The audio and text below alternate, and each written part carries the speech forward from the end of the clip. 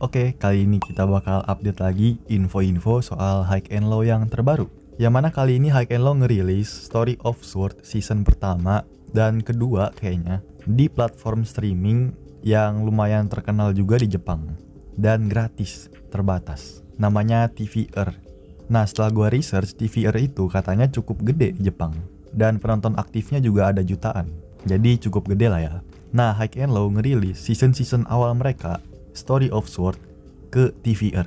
Dan kalau gratisan apakah bakal untung?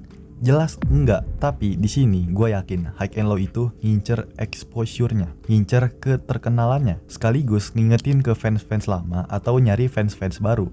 Kayak ini loh cerita dari Sword begini, pasti ada yang teringet, hype lagi gitu. Nah, fungsinya apa? Penelitian gue ya. Ini teknik marketing juga. Jadi ngebangun hype lagi biar orang-orang nonton secara gratis, karena kan gratis nih. Orang-orang kayak, wah ini gratis tapi kualitasnya oke nih, kita tonton yuk. Nah terus fans lama juga kayak dapat tontonan gratis gitu. Nah setelah itu apa? Hype lagi, ngebangun hype lagi. Nah yang bikin gua agak curiga, kenapa yang dibangun hype-nya itu adalah Story of Sword. Nah ini justru memperkuat kalau High and Low kedepannya bakal ngerilis series atau film baru, yang mana cerita dari Sword bakal balik lagi. Dan entah mungkin bakal disambungin sama cerita anak sekolah.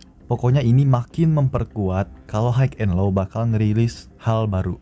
Apalagi 2026 itu anniversary-nya 10 tahun High and Low. Dan bagi budaya orang-orang Jepang, kata mereka nih ya di Twitter yang udah rame, menurut orang-orang Jepang 10 tahun anniversary perusahaan itu katanya bakal kayak pasti ada hal baru nih, pasti ada film baru nih. Seenggaknya High and Low pasti ngeluarin sesuatu nih. Nah itu kemungkinan besar sih bakal memang terjadi. Ya entah berupa series atau film baru. Kayak yang udah dibahas sebelumnya, aktor-aktor lama tuh udah ngegoda, kita lagi syuting nih, kita lagi syuting, jadi om-om nih, gini. Dan makin kesini malah makin jelas lagi kalau High and Low bakal ngerilis film baru. Nah karena High and Low tuh gak bakal punya alasan kenapa ngerilis season awal mereka di platform streaming yang gede, gratisan. Yang udah pasti sih kalau dibilang untung gak bakal untung-untung banget, tapi bakal dapet exposure. Di hari pertama aja kalau nggak salah udah ada sekitaran 25.000 like atau 25.000 pengikut gitu ya di hari pertama. Jadi intinya ada sesuatu yang besar yang lagi disiapin High and Low buat project kedepannya. Dan dari kemarin tuh kita selalu aja ngebongkar marketing lagi. Kayak wah ada apa nih?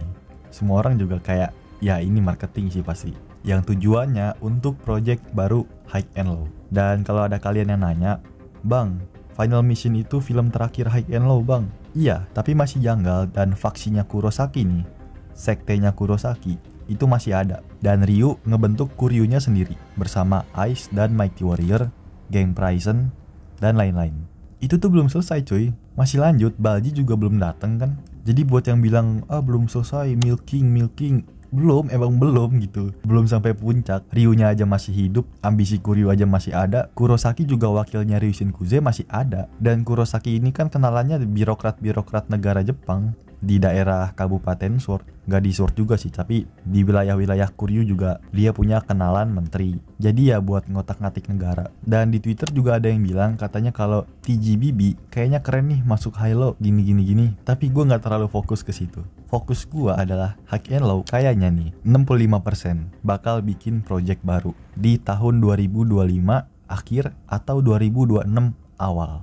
Oh iya, gue dari kemarin belum ngerilis konten yang teori, sorry banget. Pokoknya tungguin aja videonya, konten full teori. Nah dalam teori itu ya gue cuma ngambil benang merah dari kejadian-kejadian sebelumnya, dihubungin. Karena memang dari filmnya sendiri nggak dihubungkan, dan gue bakal menghubungkan di sana, di konten teori.